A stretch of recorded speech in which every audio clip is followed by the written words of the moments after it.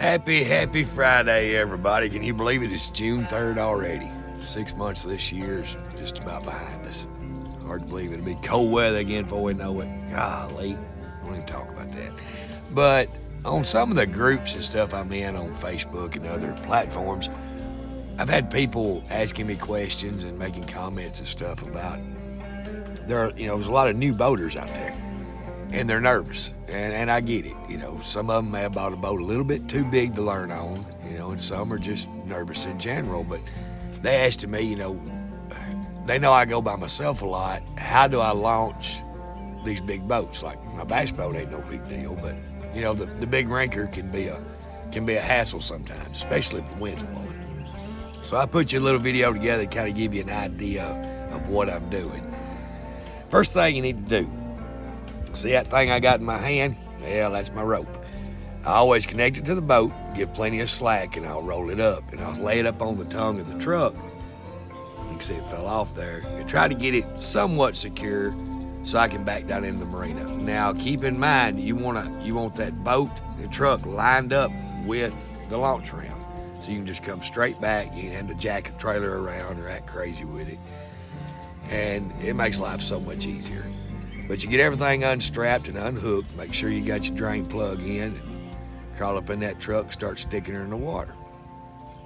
Well, if you'll watch, when this thing hits, the water level's real low right now. Why, I don't know. I mean, we haven't had a lot of rain, like we usually do this time of year, but it hasn't been dry by any means. I mean, look at the grass and the trees. It's still plenty of green, and they've got the water level really low. So my trailer tries to drag just a little bit. It did the other day when I did this video. So the boat's starting to slide off now, but a lot of times the anchor will catch, so I'll ease it on back a little bit further. Because you can dunk that trailer as deep as you want it. You're not going to hurt it. And then I'll pull back up to where my feet don't get wet. And then we'll grab your rope there and we'll start boat wrangling. Well, I got guide poles, so I've got to let that boat get tight so I can flip that rope over the guide pole. I should have showed it, and I don't know why I didn't. Of course, it was hard to hold a camera and pull that boat around at the same time, and I had to get rid of all the background sound because it's right beside of a major highway, and we had a lot of noise and traffic, noises and stuff in the background. So, but you get her tied off, get back up there and pull that boat where you want it. Get your trailer hooked back up, and find you a nice spot, preferably a shady spot if you can find it, and park that thing. Now, I'm already back at this point. I went out for the day and ran around a little bit, run the engine, and the boat did good.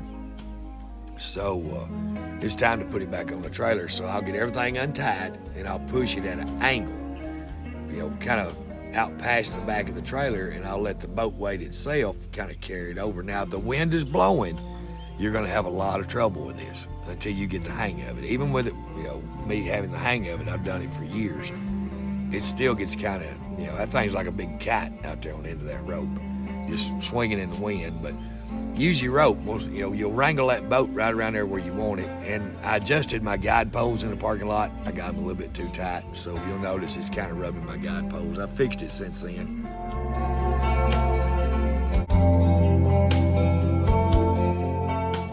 I had one got bent on me last year. My guide poles are really flexible. It's not a big deal. I'll straighten it right back up. But you'll get that thing lined up like you want it and throw that rope up around the tongue of that trailer and just pull from an angle, and it'll nose that boat right straight up on your runners.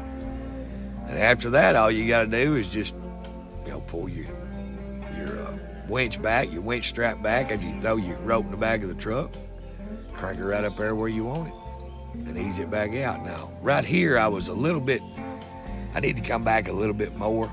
It wasn't at its usual water level, so I had to do some adjusting there, but we got her loaded back up.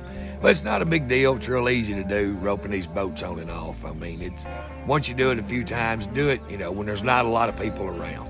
I can rope a boat on as fast as I can use the engine and do it, because if you use the rope, if you'll notice when I get this thing pulled out, there's a long way from the nose of that boat to the ground.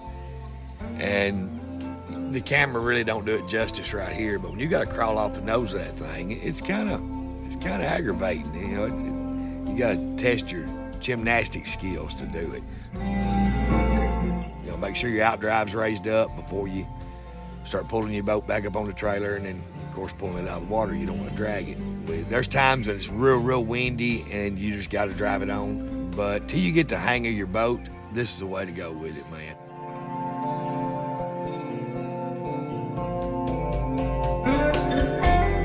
Well, all right. I sure hope this helps your lake days be a little bit more enjoyable. I appreciate you all watching. Hope you learned a little something. God bless you guys. Like, subscribe, tell your mama and them about us, and ring that bell. Lord willing, we'll see you this weekend.